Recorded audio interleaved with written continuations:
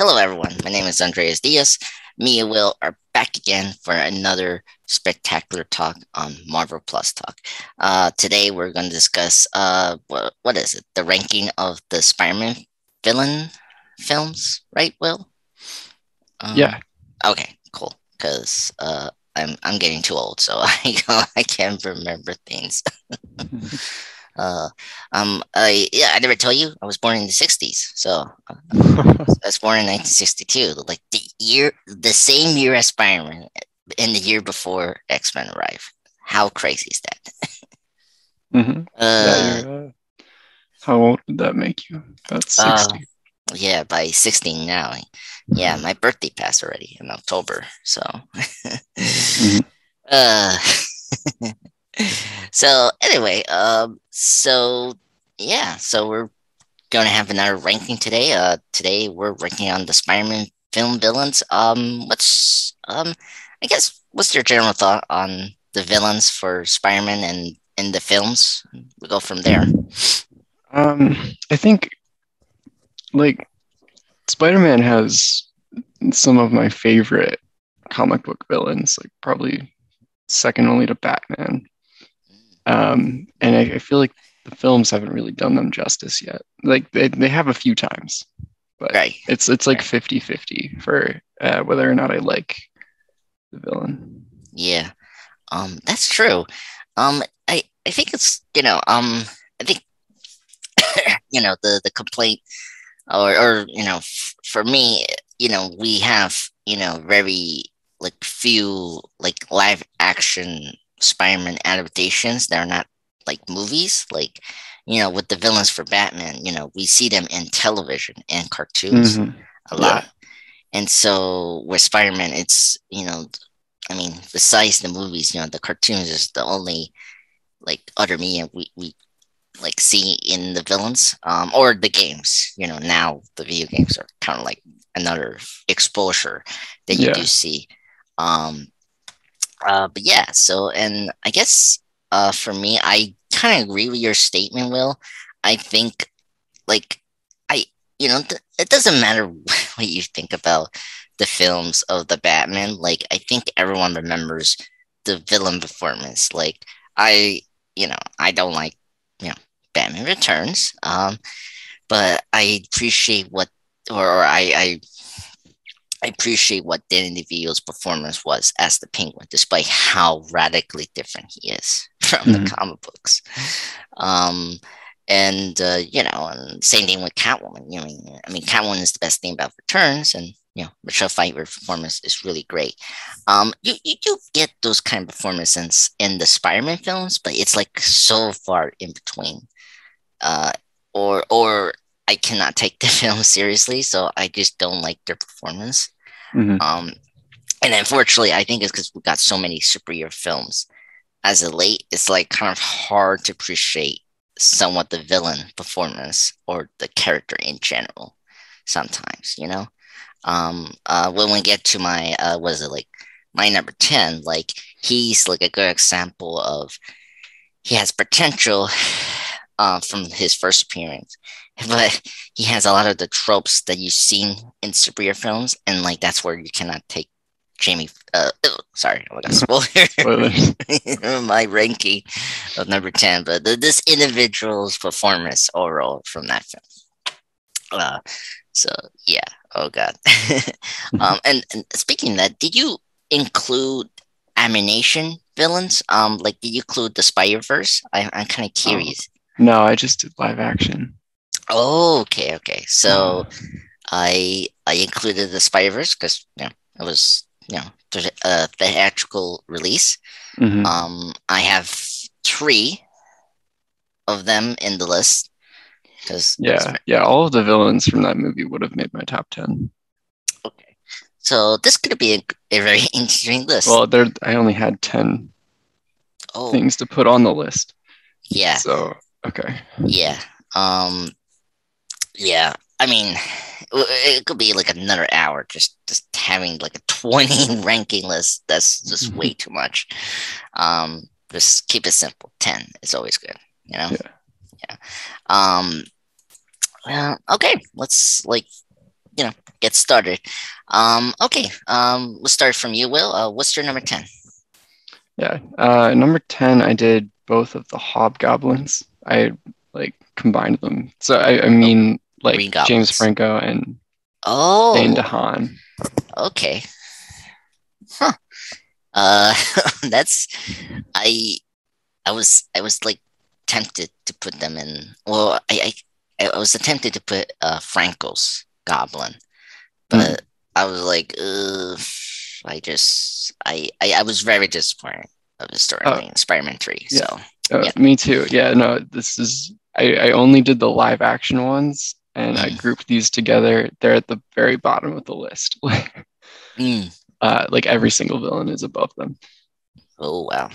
Yeah. Yeah, I was constantly disappointed with those storylines. I didn't feel like they were handled very well in either Spider-Man 3 or The Amazing Spider-Man 2. I don't even remember that much about Harry Osborn in The Amazing Spider-Man 2. Uh, well, I mean, Yeah. he's like, I think he's like the a good example of what that film is. Like they cram so much. Like, okay, he's like a friend of Peter. Okay, we know that. Like if you've seen the cartoon and then the previous trilogy, right? And then Mm, his like, and then we bring up this idea that he has an illness, and then we have this now timing like death bomb in the film where like he started to become unrealistically desperate to find a cure. And so like that's where I think the character falls apart completely. And then mm, when we get into the like set of the Sinister Six, and like he has the glider suit and then magically gets his illness cure. Like they literally show you in that screen. Like he checks on the glider and like his suit like ejecting onto him himself, and mm, he's like, oh, all like damage and something like that is healed, and it's like what? And it's just the first thing because some reason we just need a goblin to kill Gwen Stacy. And it's like, well, you don't need Green Goblin to do that. You could have someone else to kill, Gwen Stacy. yeah. It was so flimsy, like cramming too much in one film. It's just oh my god, just Mm, um and I will say I think one of the things that's like also another problem for me, and this is a problem with films and villains of the comic book, is their design. It's like trouble. Like mm, they're not good. Like yeah. I am very unimpressed. Like especially Franco's suit. I'm like, ugh, just I don't know. It's it's just not like like I know it's tough to kind of depict the Green Goblin costume, but I think there's Mm, some way you could do it. But it's just I don't know. I'm not impressed with their like look as the mm, goblins. You know. yeah. And with Dane DeHaan, I was like before the movie came out, I was kind of looking forward to them doing like the ultimate Green Goblin Mm, thing, where like Norman Osborn actually turns into like a goblin creature. yeah. Um, and it seemed like that's what they were going for, and then they changed course and just turned Harry into like a half goblin thing. Right. Yeah. Um. No. Speaking of Ultimate Spider-Man, I guess like doing like halfway could have been a better option, I think. But again, I mean, first off, I cannot take his look seriously. Like his hair spiking Yeah. up. It's like what you're thinking. Like I think it's just the trouble is like we cannot make him scarier, and so like it's Mhm. like okay, well, like when you brought up the Ultimate Spider-Man, I'm like, oh, that could have been like an interesting direction. I don't like. I mean, I don't mind the Ultimate design, but I mean, but doing it like midpoint, like combine like at least the glider suit, and then maybe make his maybe appearance to be like this figure. Mm-hmm. I, that could work, but it didn't work here, unfortunately. So it makes sense. But yeah. So anyway, any more thoughts on your list for number 10? No, they're pretty forgettable. Yes, which is a shame, especially with the two actors that they had. Well, I mean, one actor. Let me say that. I mean, Franco is very questionable, but whatever. Um, I think Dane DeHaan is really great. Um, Mm-hmm. and I just felt like he was just way wasted in this film. In The Amazing Spider-Man 2. Yeah. So, okay, let me jump into my number 10.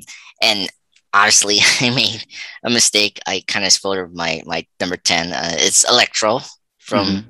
Amazing Spider-Man 2. And of course, he returned in Spider-Man No Way Home. This is played by Jamie Foxx. Um, I mean, so like the opposite of unforgettable, you get cringe-worthy villain. Like, Mm-hmm. I mean, like Electro, I like how they visualize his powers. It's very cool to see a villain with like a very unique power we don't really see in a film. Like, or really in it, like both villain or hero, like electricity powers we haven't seen yet. Um, in any of these superhero films. So it's very cool to see this character to come into live action. But again, example of cramming too much stuff. He's very stereotypical, like nerd villain trope we've been doing since I mean Batman Returns when Michelle Pfeiffer. Like he's literally the Riddler in this film, and and then I brought when you had the Green Goblin, the character in your 10 with the Harrys. He's another one that his first design in that film was so just did not work for me, unfortunately. I think the blue just like I think they way overdid his design. I didn't mind his like electric suit he got towards the end, but the blue skin was just like you didn't allow Jamie to be Jamie Foxx, which getting into why he's not number 10, I think Spider-Man No Way Home. Anyway, getting back to piggyback what I say before the glitch. So Electro's design just not good. The blue didn't work. This is where Spider-Man No Way Home did better. Why he's number Mm-hmm. 10 is that they allowed Jimmy Fox to be himself, which was great. He really had the gravitas and just like he felt like a villain, but like you sympathize him because he didn't want to be a nobody. In that worked so much better in No Way Home than Amazing Spider-Man 2. What's your thoughts on Electro Will? Well, he'll be on my list a little later. Oh, okay. Okay. Yeah, I mean, again, because I grouped Harry Osborn together, there's only, and I only did live action. I only have a list of 10. Okay. So every villain from a live action movie is going to appear. Oh, cool. I'm very curious. But yeah, so okay. I I want to say more with Electro, but I think Electro was a decent villain for a Spider-Man film, and well, at least we got better with him in the second attempt, so that's good. Yeah. No Way Home was a lot better. Yeah. I mean, and one thing that made him in the list is this theme from his Electro theme. Like, Yeah. Again, that's if you get a villain theme that's very cool, like Electro, I think that's cool. And when he came back for No Way Home, like when we saw him enter in the MCU and the theme pop up, I was like, oh yes. So I was very happy to hear that theme again in the MCU film. So yep, that's my number 10. Let's get into number 9. What's your number 9, Will? My number 9 was the Rhino from Amazing Spider-Man 2. Oh Like god. I liked the the armor that he had. Like, I thought that was a decent interpretation of the Rhino if you aren't going to commit to making him like actually that big. Mm. Um, and I like Paul Giamatti, but he really hammed it up for that performance. It's like so over the top. Yeah, really is. Yeah. And then we didn't really get to see too much of him. So maybe that's a good thing based on how the rest of that movie went. But yeah, there's not really a chance for development. We Yeah. don't get to see him do anything cool. Yeah. Well, the thing I like about Rhino, that I kind of wish we see more of, like you saw a little bit this in the Joe Schumacher Batman films, is like you have a villain you have in the opening, and then like Rhino came back again at the end, like have like a B villain or C villain for a hero to fight, before you get the main villain as the villain for the whole film. Yeah, Like, I that's the thing I like about that. yeah, I do um, like when they do that. yeah, and so I I thought that was kind of cool. Yeah, the mech suit. I think the mech suit was kind of cool. You could have maybe done without like him looking literally like an armored rhino. Yeah, Like, given how they didn't shy away from like the absurdity of Electro, and then they made him more absurd by making his powers come from an electric eel. oh, I think that's they could true. have gone with gigantic Rhino Man. Yeah, that's true. Yeah, I Rhino is one of those really tricky characters, right? Like he's like a muscle creature, right? I Hmm. mean, man in a suit, and like, it made sense to put him in a mech suit, but it was not the way I was expecting, I would Yeah. say. And by the way, it's just when you have Paul Giamatti here because I have his co-star in number nine, Okay. which that will pretty much give you a hint who it is for my number nine. That's cool. Uh, Paul Giamatti, great actor. I think he's one of the best actors working together. He's really funny every Hmm. time he's in the screen. I love him in Sideways. I don't know, you seen that film, No. Will? Um, I highly recommend watching that. Like, I really, really hit him in that film. It's really great. That's I think his Oscar nomination there. He's Mhm. also just great and wish he get an Oscar someday. But yeah. Anything else for your number nine, Will? Again, he didn't have that much screen time, so not too much to say. Yes, that's very true. Okay, well, let's kind of get into my number nine. I kind of hint at his co-star. Hmm. His co-star is Sideways. Thomas Henson Jurt, Sandman. Uh, so I have him here, and this is the character that has screen time. Hmm. I really enjoy Thomas Henson Church. He's a great actor. Um, Sandman, he's a very typical villain. Like, but I think was very impressive for this character is his powers. When I saw this in theaters, I was very impressed of the visual effects Hmm. team really getting the sand effect working. Like it looks seamless in Spider-Man 3. And and No Way Home, I think he looked pretty okay there. He was full CGI, but it it was way better than the lizard design, honestly, I would say. Hmm. Not to dog on the lizard, but anyway, but it was kind of consistent, and that's the thing I like about this Sandman is that he's consistent with these both films.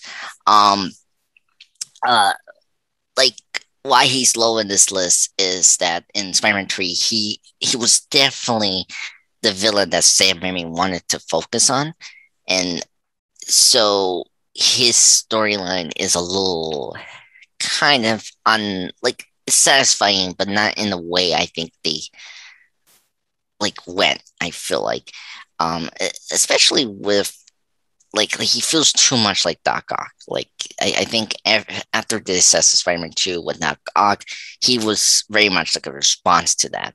And so I appreciate they were trying, hard to make him be like at least like a not a petty thief like in the comics or some of the cartoons, but like a very human person. And I think they did a good job. And at least Thomas Hanks Church definitely gave it gravitas. So that's why he's at number 9. What's your opinion on Sandman and number 9? I mean, again, he's going to be higher up on my list because I'm doing all the live action ones. But yeah, I think if I had included the 3 or the like main villains from Spider-Verse, he'd probably be around number 9 as well. Yeah. But I'll talk about that more later. Okay. All right. That's good because I think he's definitely top tier like movie villain. Just purely spectacle reason. I think he has one of the best action scenes of any superhero film. I think. Just one thing I love about him is that he has like a comic accurate costume. And I was like, I mean, it's very easy, but just a shirt with great striped green, so that's good. But anyway, what's your number 8, Will? Number 8, I had Electro. Oh, okay. And the only reason he was higher than the other 2 that I've already talked about is because of No Way Home. So okay, yeah, I thought his depiction in Amazing Spider-Man 2 was just atrocious. Yeah, just very cringy, over the top. He looks bad. But then in No Way Home, they fixed all that. They made him more confident. They fixed the character design. Really saved it, but not enough to get him higher than number 8. True. I think one thing that they did well with him is just allowing Jamie to be Jamie in the Way Home, which is good. Yeah. As we mentioned, like I think previously in the podcast. So, but yeah, okay. So, anything else with Electro? For me. Okay, because for number 8, I have the Lizard. Okay. So I have him here. Just purely, I think he was a very good villain to start with for Andrew Garfield. I just feel like the execution of the Lizard wasn't great, but it was decent enough, First off, I think Ray Fiennes as the actor that plays the Lizard was very good. I really liked him, and I think the Lizard did. I think his performance was really engaging. I think he really had good chemistry with Andrew Garfield, and then and I think he really brings that like humble like person that is trying to help, like trying to improve human condition, and I think that's really good. The thing that's kind of problematic is the like cutting out some of his like comic book things that work in various media, like the family and stuff. Not having it there just kind of makes him be like another scientist villain, really, or like a sympathetic scientist villain that we had previously in the Spider-Man films, right? Yeah. And I like the whole mentor thing, but then I don't like the ear because we don't really go forward to it into his logical conclusion. And especially with the mystery of the Parker family is just it's not so satisfying because it's like we're not given enough information, and I wish we maybe had more information. Like give it to Connors, and like Connors can maybe gave more information for Peter, what his father like, stuff like that. Um, No Way Home, I think did a okay job. I kind of question my list now with that.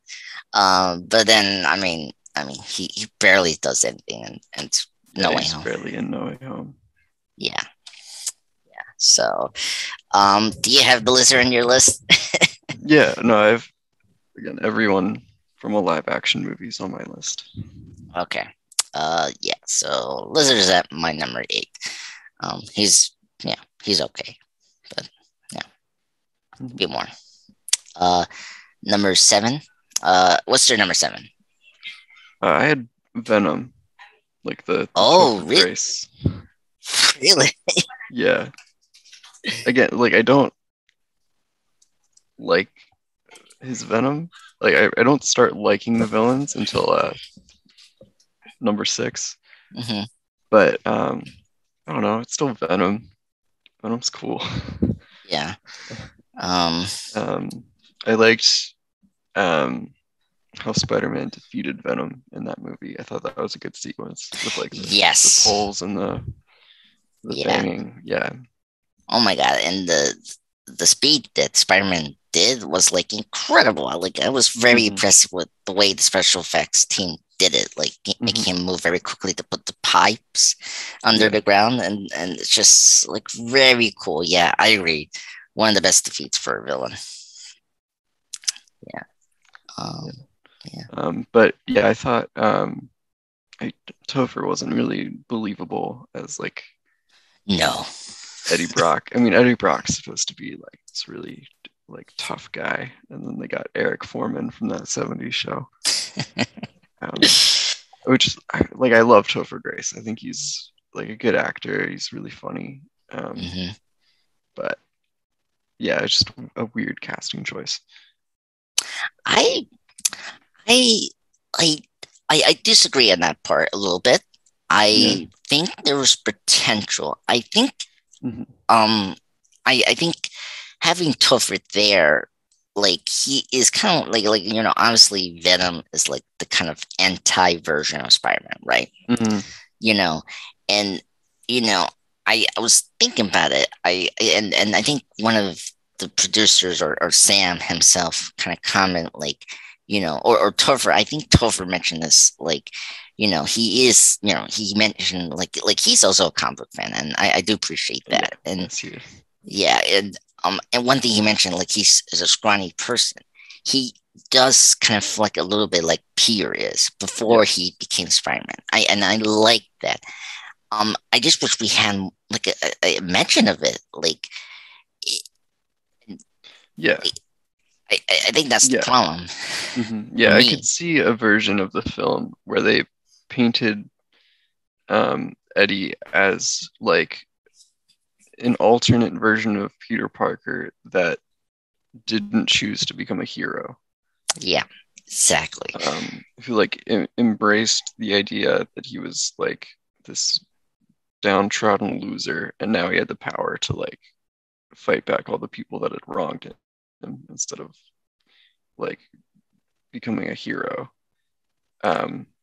I could see that being a good foil to Spider-Man, but that's not the direction that they necessarily went in. No, like there's a bit of that, but it's less explicit that he's like, if Peter made a wrong choice at some point, Yeah, I agreed, and the I mean, everyone has brought this up when we talk about Spider-Man 3. It just felt like Venom was showing in the film, like he was just cramming in the film from the producers. Like they just wanted Venom because he was like the most popular character, and you do feel that in the film. Like he was completely unnecessary, and like and his storyline was so unsatisfying, and just I mean, oh my God, just which is a shame because I think he looked great when I saw it in theater. Like I love to design this Venom,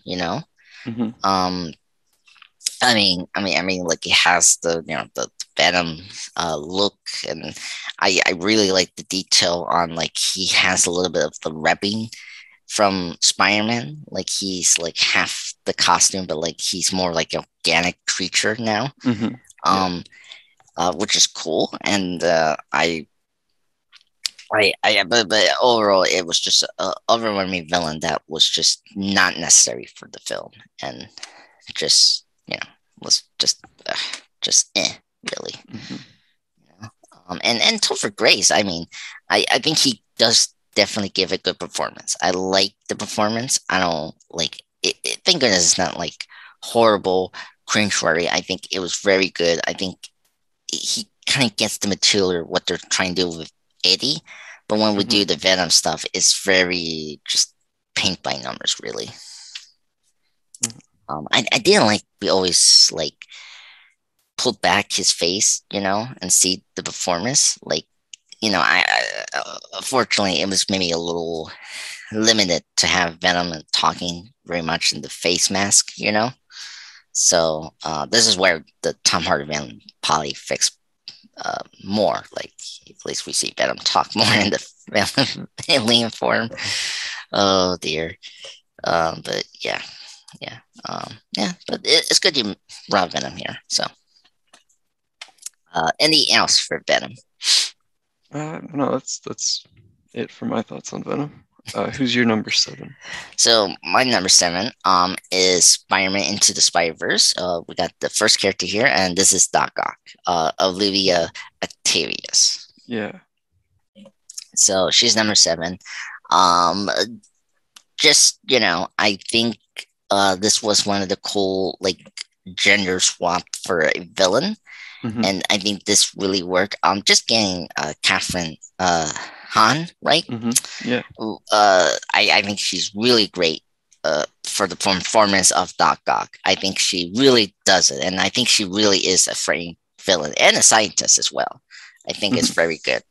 So, uh, I really dug the tentacles they have here. I like how they're very like I don't know what you call it, like plastically like Yeah, they're tentacles. like inflated instead of Yes, mechanical, which is yeah, really cool. yes, very cool. And I just seeing like it's one of the best. Like having Spider-Man versus Doc Ock is great. Like especially the action scenes, and this just like in animation form was very impressive. Mhm. Um, I just thought it was really great. I was just very happy to see another version of Doc Ock in a film, and this does not disappoint, which is good. Mhm. What's your opinion on Doc Ock? Yeah, no, I loved the changes that they made to Doc Ock in that movie. Hmm. Um, I definitely like watching it the first time. Uh, I was like surprised when she said her name. Like I didn't know that that was coming. Yes, Um, and yeah, I love like the immediate turn from her being like kind of like aloof like character that's working with the villain, and then you realize who she is and you're like, oh man, and she like gets a little sinister. And yeah, yeah, really well done. I love her redesign too, like you were saying, like the arms feel like a very unique take on Doc Ock. um, yeah, just a really good character. I hope she pops up in sequels. yeah. No, I agreed.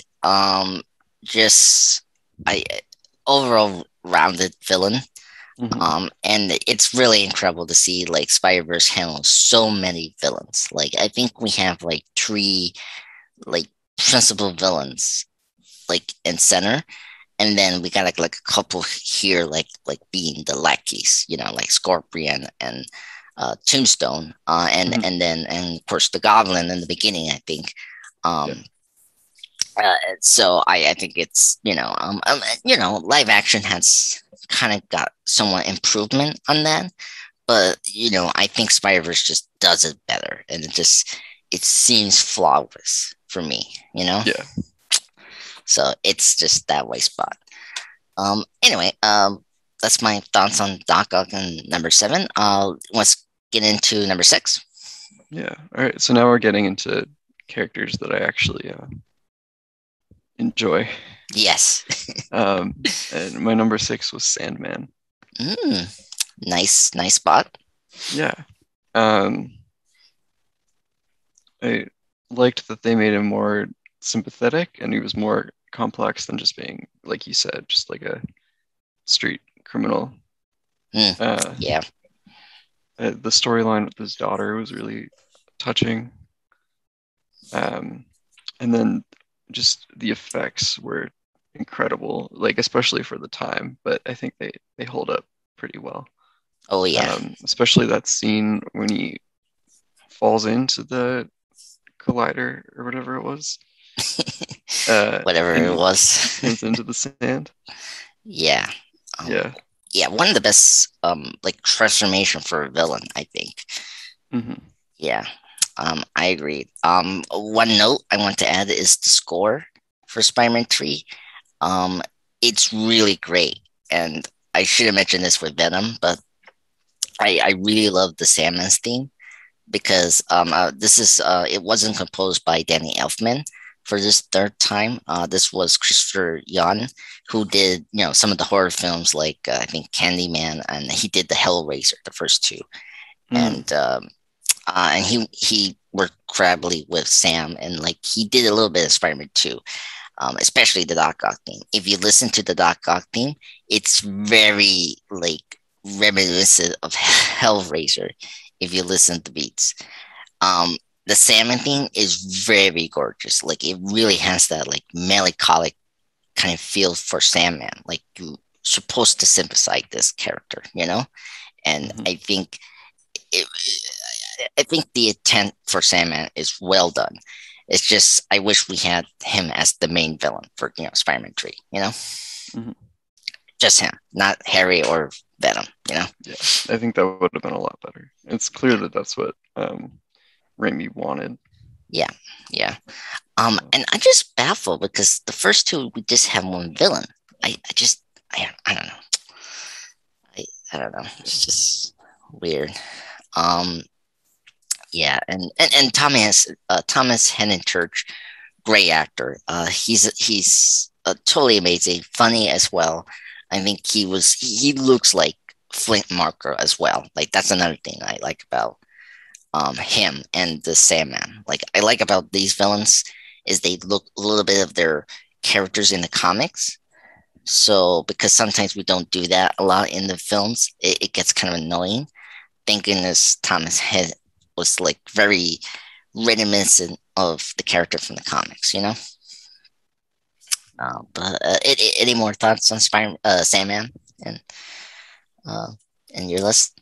I guess I didn't touch on his appearance in No Way Home, Oh yeah, which, yeah, he's barely in that movie. But yeah, it was too bad that they couldn't get the actor over there to like film scenes, and he had to be just a voice role. But yeah, um, yeah. COVID, ugh, yeah, just horrible. Yep. But I I will say this was way better than the Lizard. Like, I mean, well, um, maybe I should say that, but never mind. I retract my statement on that. So, yeah. uh, Um. who was your number six? Okay. So my number six is Green Goblin. Willem Dafoe. Mm-hmm. So, yeah, I think Green Goblin, played by Willem Dafoe for the Spider-Man Raimi trilogy, and then No Way Home, is really great villain. I think just William Dafoe performance as the Green Goblin, it's really spectacular. He does a great job of turning in and out of the good Harry into the bad Goblin persona, which is Mm-hmm. incredible. And like it it's very impressive. And even the cameos he gets in 2 and 3 is very powerful, and like you do feel that sense of the goblin. And I think that's one of the most impressive thing about Defoe and this character in the live action is like he has present and he's very threatening, and that's good. Nitpicks here is like the costume is kind of silly, but whatever. I think it works, and I don't mind that. And especially in No Way Home, they kind of fixed that, and that's good. Just for me, it's just like as you mentioned, Will, during either like our previous podcast, especially the MCU ranking, you have him there, and then of course the movies. I think we kind of wish we kept Goblin alive in the trilogy era, and use him more. So that's my thing, and that's why he's not number 6. Yeah, I mean, I'm gonna have him further up the list, but yeah, I think Defoe's performance is incredible, and I just wish they had used him more. And I'm glad they brought him back for No Way Home, and I definitely preferred him in No Way Home. Yeah, me too. I prefer him in No Way Home. Yeah, I agree. Okay, let's get into number 5. Who's your number 5? My number 5 is the Lizard. Really? Yeah. I know I like him more than you do because I don't mind as much that they didn't include the stuff about his family. But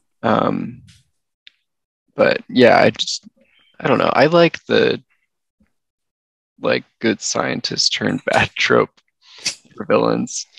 It's really basic, but I think can be done well, and I think I liked his relationship with Peter.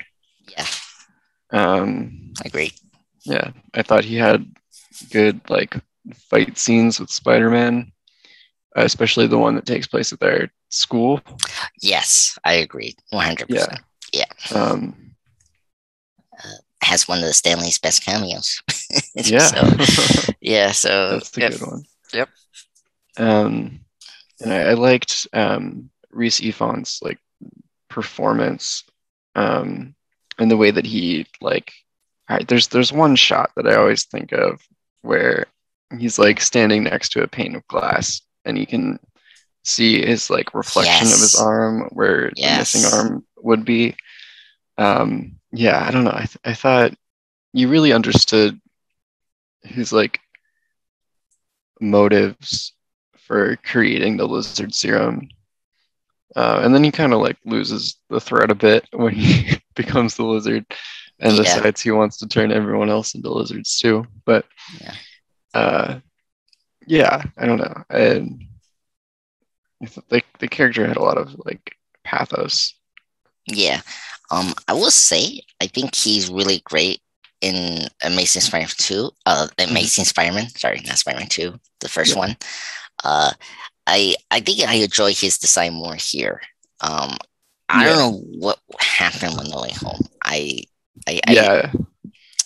mean, No Way Home, he's kind of a waste. Yep. I'm glad he's there, but because they couldn't get the actor in, so much of his presence in the film is just kind of he's present, and then he says something about wanting to turn everyone into lizards, and then they put him in a cell. And it was really a missed opportunity to maybe flesh out the character a bit more, or give him more I don't know. I would have liked to have him interact with Peter again. Yeah. You know? We got that with Electro, with Andrew. So yeah, but he had a better relationship with Dr. Connors, so that would have meant more. It would have been more like the Toby and Doc Ock reunion. Yeah. I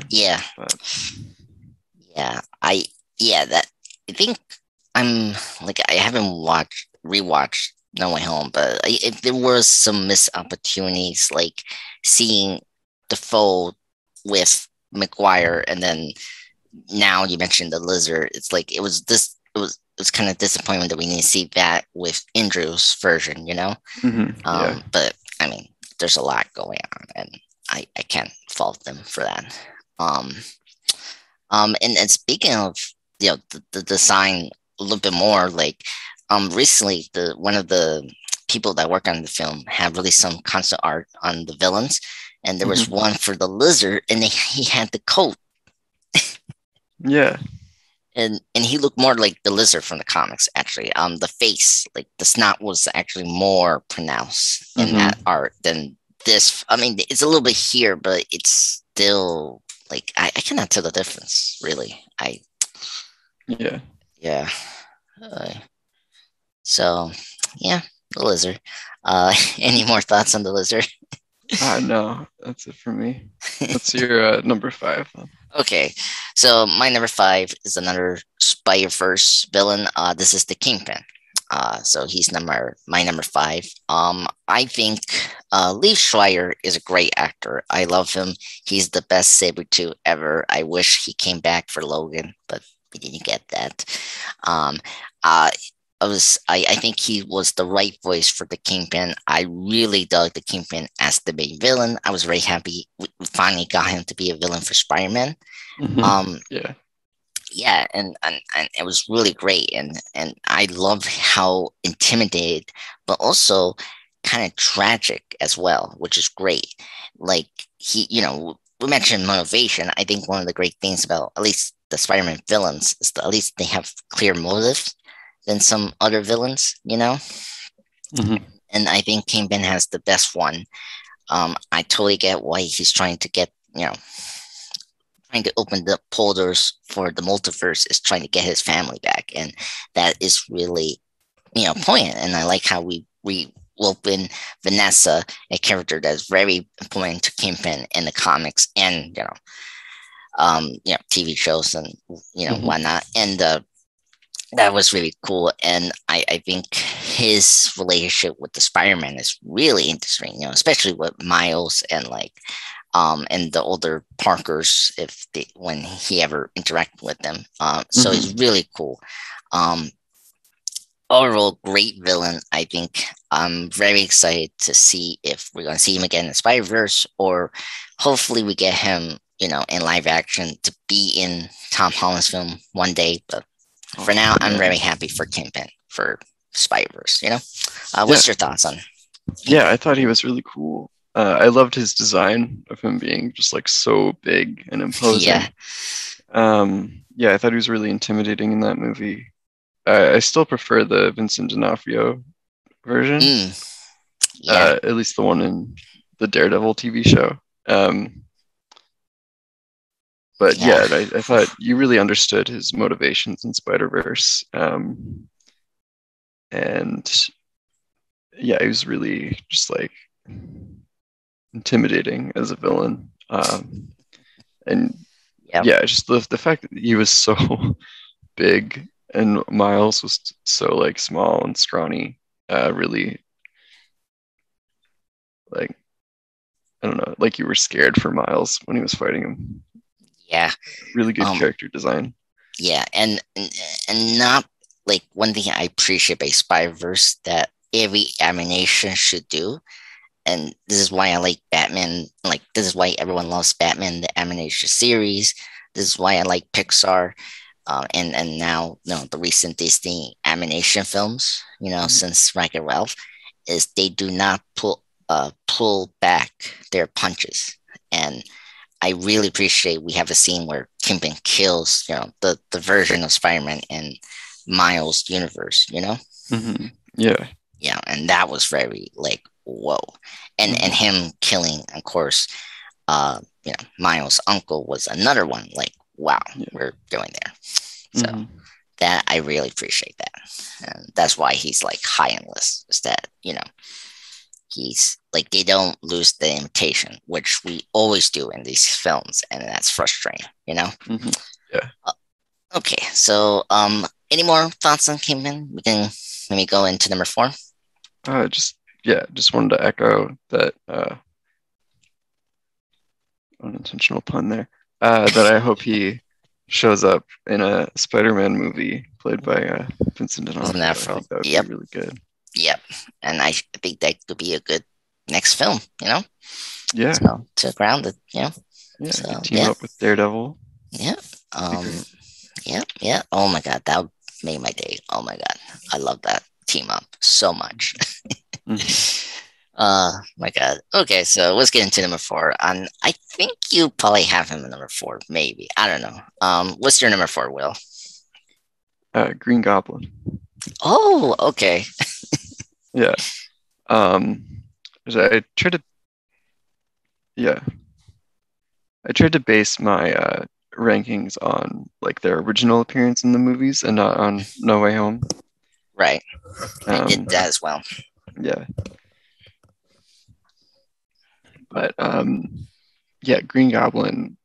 Willem Dafoe is just so good at playing that like really crazy, just like unhinged character. Um, and I mean, yeah, like the movie's really campy. The Mhm. outfits really just like cartoonish and weird, and Yeah. like the hard plastic look is just such a I don't know, it really dates the movie. Yeah. Um, but Defoe's performance really just like pulls it all together. Oh, yeah.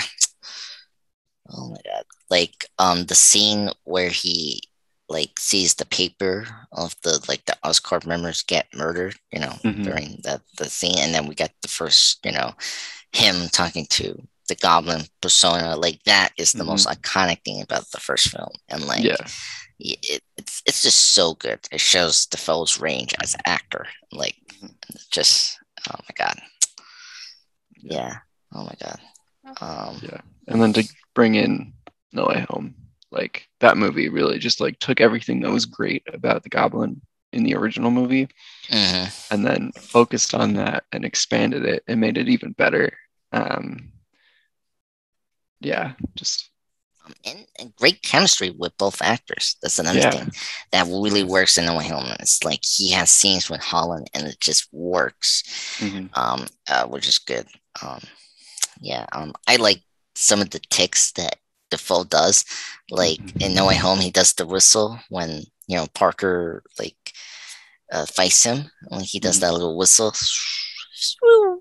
and Hmm. then before he became a Green Goblin, he he the when he does the strapping, one of the his scientists do before he gets the green formula, like he say, oh, it's cold, like that was a cool like touch there, and I just love that he did that. This is like, oh, it's cold, that like iron Hmm. like chamber thing, and it's just like, yeah, it's just those moments give Defoe just incredible range. It's just I love him. This I just love him so much. Um, and then just not talking too much of the sign. It's just I'm not used to with a goblin with full green. But I mean we're gonna get that if you're gonna do the ultimate Green Goblin. Hmm. Well, more like abomination kind of look for the Green Goblin if you Right. went to that route. So yeah. Ugh. I'm happy you put Goblin at number four. I think it's the right spot. Mm. So okay, let me any more thoughts on Green Goblin? All right, no, that was it for me. Yeah. Okay. Who's your number four? So my number four is Mysterio from Okay. Spider-Man Far From Home and a little bit Hmm. in No Way Home. What else we can say about Mysterio? I think he's awesome. I mean, just having Jake Gyllenhaal is really great. I think he really brings gravitas and energy that I think for a film that was very just paint night, you know, just didn't have the heart or the the Spider-Man you really want, but you have at least a great Spider-Man villain that chews the scene every time. And I think Mysterio is that. Um, I mean, first off, costume, amazing, spot on. I love it. Um, it also like just reflects on like what Beck is trying to do. Um, I agree with you, Will, when we did the MCU villain ranking. He has probably the most interesting motivation, like trying to become the next Avenger and trying to trick them by using the next adventure threat and all of that. Like it's really great stuff. And I was sad that we kill him, but I appreciate that his presence in No Way Home didn't disappear, and like he was still felt in No Way Home, which is great. Like he felt more like the Joker, really, kind of like like the last minutes in Dark Knight. Like he had that presence in No Way Home, which is great. I I think I know he could be your number 2 or 3, but not to spend too much time in the studio. Just great villain. Just brief statements, Will, about Mysterio. Yeah, I really love Jake Gyllenhaal's Mysterio. Yeah. Yeah, I think he's a great villain, and I'll talk more about it later. Yeah, exactly. So, for no further ado, let's get into number 3. Who's your number 3, Will? My number 3 was Doc Ock. Oh, you mean Dr. Octopus? Yeah. Whoa, really? Okay. Yeah. I see. Well, let's begin. Let's I mean, I'm like speechless. I don't know why, but Why? I don't know. Like, I mainly because I'm more of a huge Doc Ock fan. That's the thing. Yeah, I think I definitely have like an unpopular view of Doc Ock. Or Okay. like I see what everyone else sees, and I like him a lot, but it really rubbed me the wrong way when they made the arms like talk to him, and that was the reason he became corrupt. Like, I don't know. I want him to be corrupted like by his own sense of like injustice. Like, I want him to feel wronged, and that's why he becomes a villain. I don't want it to be like a good guy that like goes crazy because some mechanical arms are talking to him. Yeah. It really just took away from the character for me. No, I agree. That's that's a new like criticism that has kind of brought up now. After 15 years or how many years since the Spider-Man 2 release. No, I understand why. I think I think it's a very unique take we did with Doc Ock with the tentacles. Like I like how we made the tentacles as characters. That's why I appreciate that. But no, I didn't like it. Yeah, and I mean that's where I'm like kind of understand where you're coming from. And everyone. So no, I understand. But I just love it because the performance of Alfred Molina is just so great. And I've said what I don't like about the character, but there's so much that I do. Great performance. He really brings a humanity to the character that I think like that's the reason everyone loves Spider-Man 2. He really elevated it with his performance. Yeah. In his death, like it's definitely the most genuine sacrifice we've seen in a film. And this is where I like knowing Home is that they respect where it was left off and like we redeem Doc Ock, so which I like.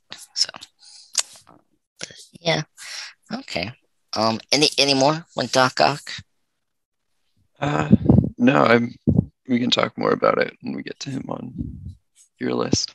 I'm assuming he's high up on your list. Yeah, so which is clearly my general surprise. I was like, oh, but I understand your view and your opinion on this ranking. So like no one puts Doc Ock as number 1. Like it's going to be your personal taste. Sometimes it's Green Goblin or someone else. Mm-hmm. So yeah, I understand. But for my number 3, is the Plower from Spider-Verse, Aaron's Yes. Miles, Yes. Miles' uncle.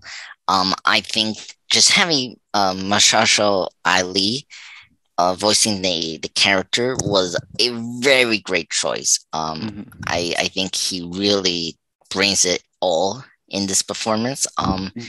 I you know first thing when you see Aaron, not the plower, but he really connects to Miles because he's kind of similar to Miles, and and then of course his brother is Miles' father, who's the police. Like all of that is really incredible, and I I just love his relationship with Miles and how he's teaching him to be a man and like really take ownership of his like creative strive that he has, and like the themes of great expectations and responsibility, and I think Aaron the plower just really brings all that into the overall arc of Spider-Verse.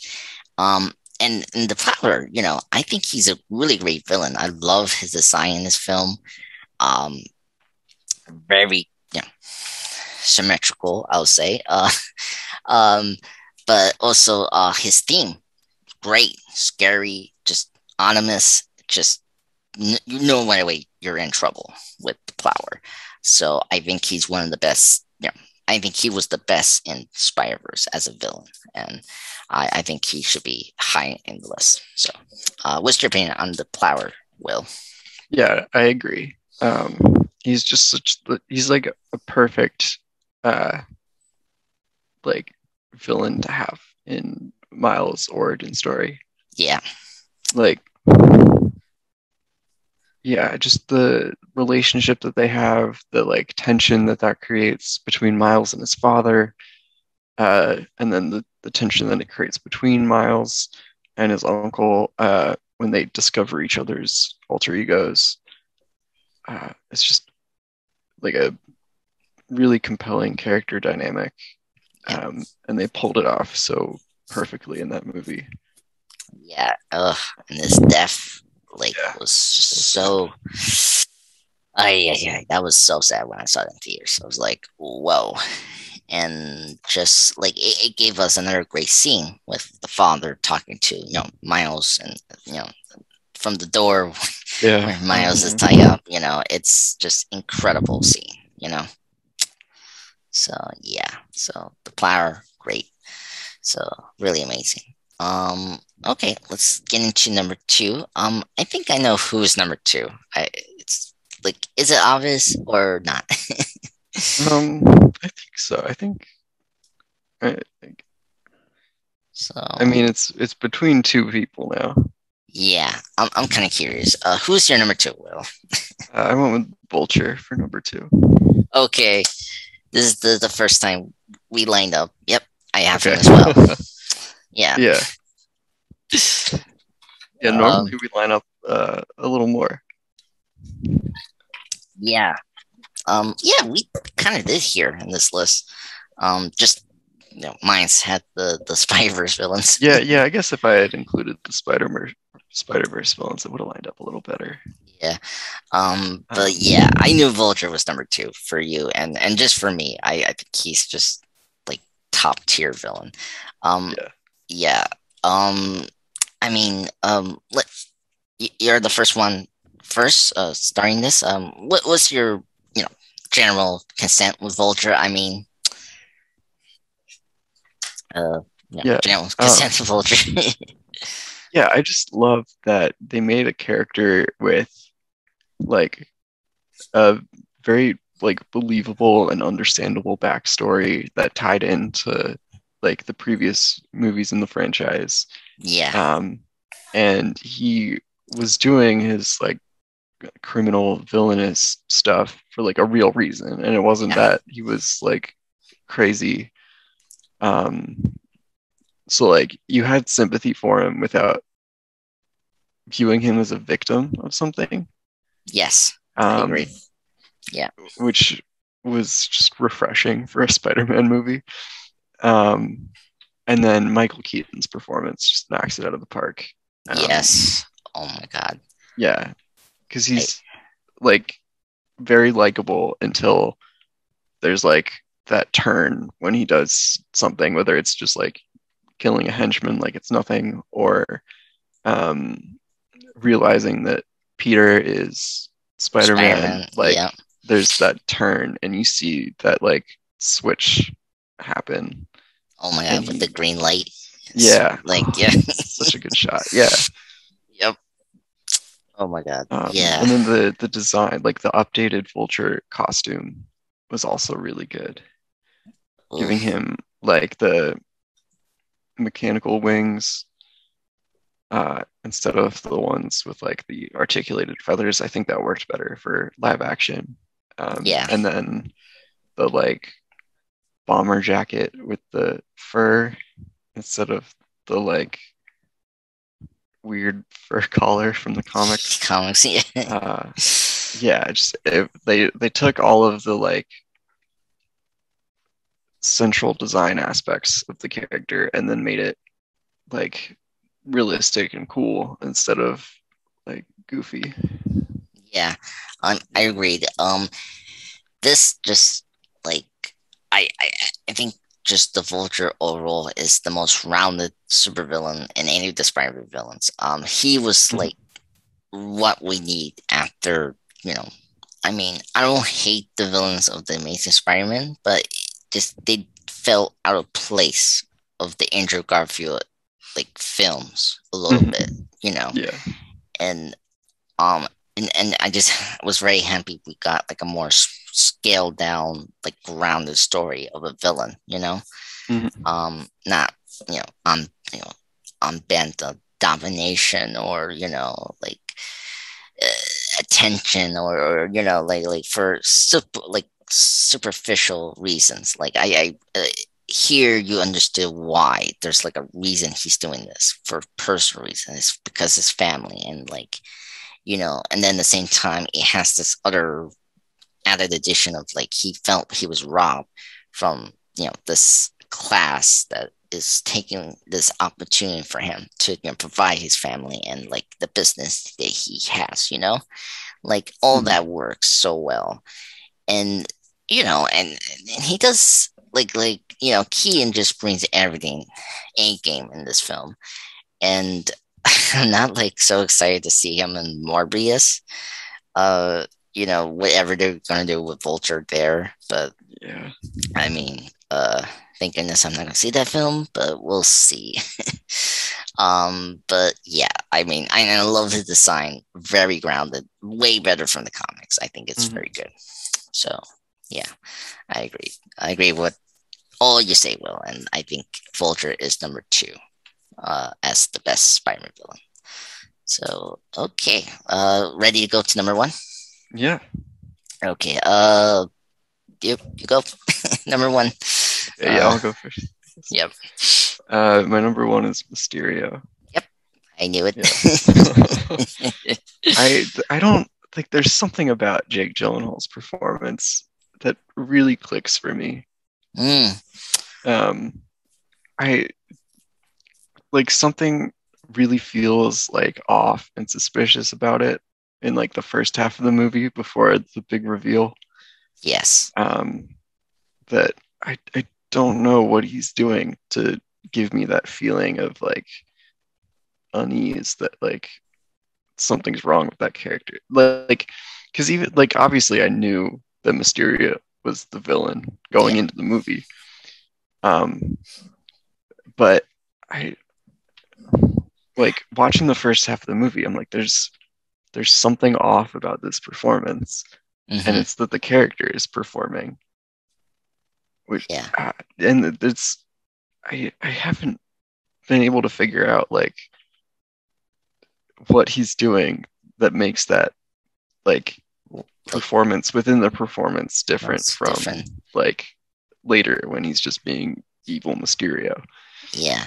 Yeah. I think Jake does what Winifred does. Like he does the turn Mm-hmm. so good. Like he turns the good Mysterio into the bad Mysterio very well and Mm-hmm. seamlessly. Like he is generally like he generally likes Peter, and like he is trying to, not only achieve his goal, but he's trying to, keep Peter out of the plan. And that's something you don't see. A hero is trying to keep the hero away from his plan because he generally likes him. And, like you've seen a couple of those scenes with, he's like, he kind of regrets that he now has to kill Peter.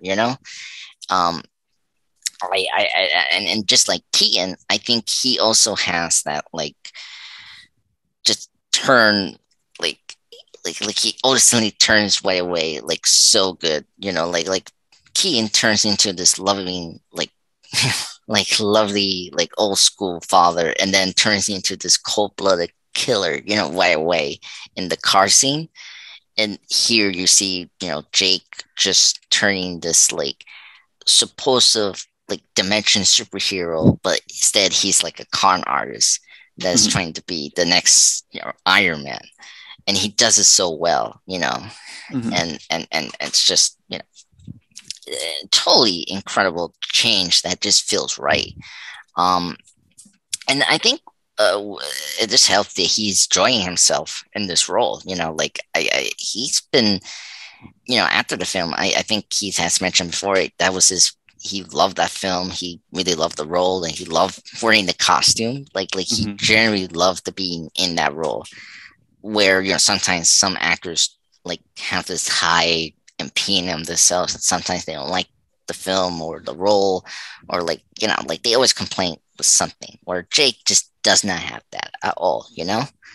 Like I was shocked that he said he wanted to stay in that costume, the Mysterio costume, all day. Like that's just funny, and just shows his commitment as the actor. Mhm. And I'm surprised he hasn't had an Oscar yet, because I think he just brings his end game as well. Yeah, I think Every it's role, coming. yeah. But it's impressive. You know, I totally agree. I think if we had like a kinder where I think Mysterio could have been my number one. And but I think he's very good. Yeah. But okay. Anything else for Mysterio? Just there's that one sequence where Peter is in the illusions, like right before he Mm, gets hit by the train. Yep. Um, that sequence is just so beautifully done. Like the visuals are so cool. Yes. Um, and it really shows like what Mysterio is capable of and like why he's an intimidating villain. Because like a guy pretending to have magic powers isn't necessarily going to be that like much of a Impressive. threat. Yeah. Yeah. But that shows like what that Excuse me. power set is capable of. And it's a really good scene. Yeah, I agree. And just a speech to Peter during that like illusion Mm-hmm. before the train was also great. I really love that because it really it gets you into the mind of what Mysterio is trying to do and Mm-hmm. trying to accomplish as a villain. You know, and I feel like that's another thing that is great about that scene for me. It's the Mm-hmm. speech he tells Peter is like everyone wants to believe in something, or in that phrase and stuff like that. I think that's the thing about Mysterio I like, is just his motivation of doing this to pretend to be a hero makes a lot of sense. And just one I relate to. Mm-hmm. Yeah, yeah. Anything else for Mysterio? That's it for me. Yeah. Okay, So so time for your number one. yeah, so I don't want to talk too long with my number one. It's pretty obvious, is Doctor Octopus from Spider-Man Mm-hmm. 2 and No Way Home. Uh, I mean, I enjoy it. I'm a huge Doctor Octopus fan. I think he's my favorite Spider-Man villain, and I think his live action appearance is good. It's great. I think Spider-Man 2 was a great film, and it handles the villain very well, just like Green Goblin. But I think 10 times better over the first Spider-Man film, I think, and just brings more personal stakes and emotional connection that I think works so well in Spider-Man 2. And and just adding into No Way Home, I really appreciate we didn't retcon or ruin the arc that Octavius had in Spider-Man 2, and I like that he wasn't a villain in No Way Home. I mean, he just his chemistry with two of the top, like the two Spider-Mans, is really incredible. I like the father and son relationship he has in Spider-Man 2 with Toby, and then when Holland cures him with the new chip, I like how he reverts back to his old kinder way, and it's just so like charming and just amazing. I think Alfred Molina is a great actor. I think this is one of the best super villain performances, and I think he just brings it all, and it's great. And one thing we haven't mentioned, you mentioned this with Mysterio. I think he has the best scenes in these films, like the best action scenes. I mean, the train scene in Spider-Man 2 is amazing, really great.